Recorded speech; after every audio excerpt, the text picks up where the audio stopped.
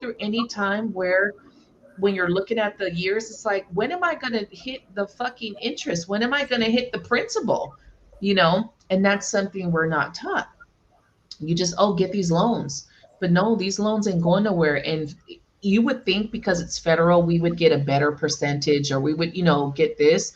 No, that shit is that you'll never touch your interest. You'll always be paying for the rest of your life, basically. And unless you go into a profession that offers that student loan forgiveness, things like that, you're kind of screwed.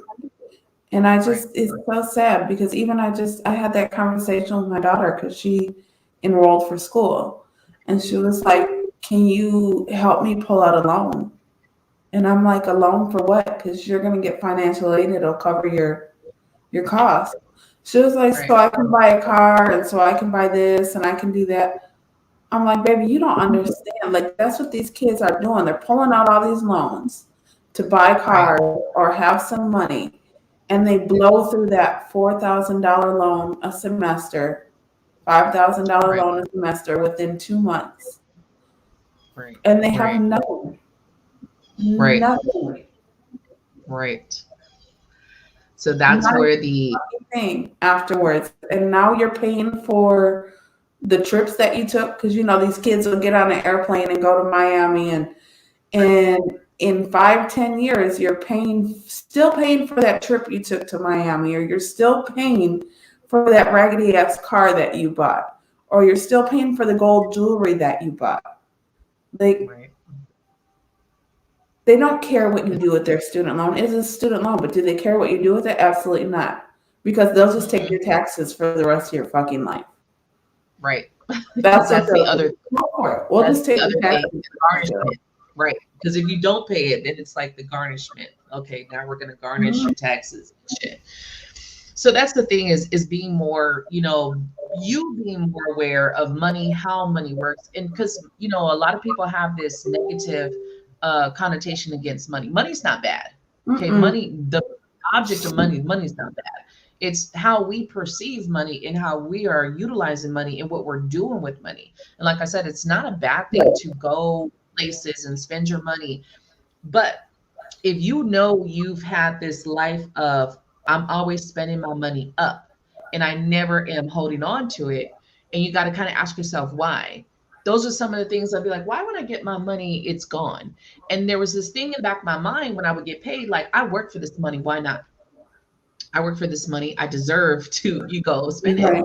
And not that you don't deserve to go spend it, but if you're going to spend up all your money and then you don't have no money to kind of make moves with, okay, well then you got to kind of look at that. That's when you got to start looking like, damn, do I need to spend this money this month? Do I need to go out this month? Do I need to go have a girls' night out, this month or you know what I mean? Or maybe not so many times this month. So investing is crucial. There's all of these little niches. I did put the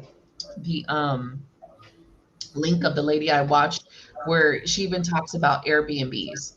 And I'm gonna pop it back in the chat down there where she talks about Airbnbs. And one of the things which I'm jumping on this for 2022 is that I had the idea of thinking that I had to buy a place and then I can put it on Airbnb, and then I can make money. And then it was like, listening to her, she was talking about no, all you need to do is find a place that will allow subleasing.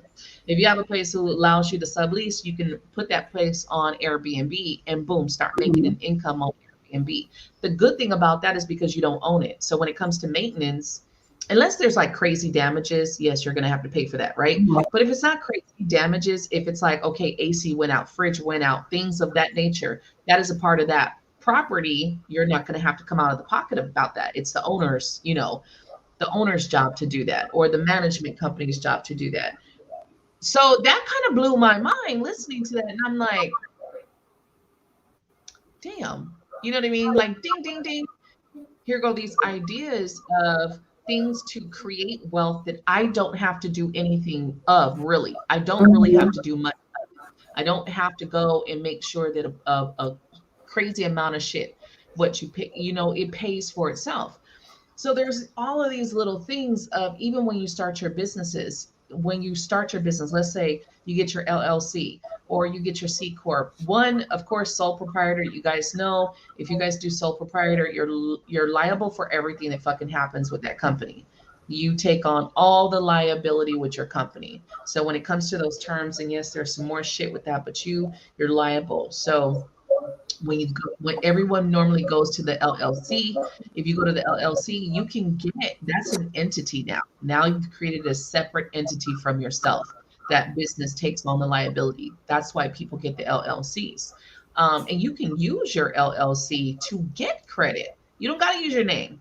That was the other thing that she was talking about that I was just like, oh shit, because I've been a sole proprietor. So for me, everything that I apply, I have to put my social on and I have to Yeah. do that shit. There's With a the whole other LLC, entity. The done account is what is a whole nother entity. I think right, people's problem is I think a lot of people struggle with immediate gratification. So they can't save because they need immediate physical gratification of something. right, Imagine right, if these kids were stupid enough or smart enough, I don't know what you want to call it, if they did take out a student loan, right? And they took $4,000 of that and invested it. right. Where would they be in 10 years had they just taken that one student loan and said, you know what, I'm going to invest this? But nobody can do that because unless it's physical and they can see it, touch it, smell it, feel it, lay down on Right, it, put it on, or it's immediately there. No, right. it's hard for people to do anything without immediate gratification. But then Yeah, it's like, because you what? want to There's see it something right wrong now. with that, though. You know what I mean? Right, Like right, we talk about ego and stuff like that. There is also something wrong with why do you need to feel that all the time? Why is that right. a thing? The right now effect. I want it right Mhm. now. I'm not willing to wait later. I want it right now. But right now, are we truly maximizing our incomes? Are we truly maximizing our wealth? And what that's one of the things this past year that had me thinking of my legacy. What am I leaving? What do I have to leave on to my Yeah, kids? What do I have to leave on to my grandsons? That was one of the big things that came up for me at the end of 2020 into the 2021 was like, damn, yeah, I'm striving and I'm doing my own business and things like that. But what am I really leaving for them? What's the legacy behind my name if I fucking die today? that too. And you know what? I didn't even realize that there was that market either. Is that there's life insurance that you can buy and borrow Mhm. against. So a lot of us are Right, like, oh, I'm 20, I don't need life insurance. Oh, I'm only 30, I right, don't need life insurance. There's life insurance though that if you start paying it, you can borrow right. against your life insurance. If you Yes. really got into a fucked up jam, and not like you would want to, nobody would want to do that, right? Right, But right, if you do get into a jam, you could borrow against that. And half of the time, we right, don't even buy life insurance. And then our parents die, or we're trying to do a GoFundMe, or like even that. right, What do you leave to your kids? Do you have a policy? Do you even right, have a policy? right. Or What do are they your gotta grandkids just gonna get? car washes to fucking bury you, right? Like we got to do GoFundMe, we got to do car Yeah, washes and all to get you to get a service. And that's one of the things everyone's in the moment. Now, I get it. We need to be present, right? But are some of the things we doing in the present yeah. actually benefiting anybody? Is it really, Selling look, life insurance does make you money.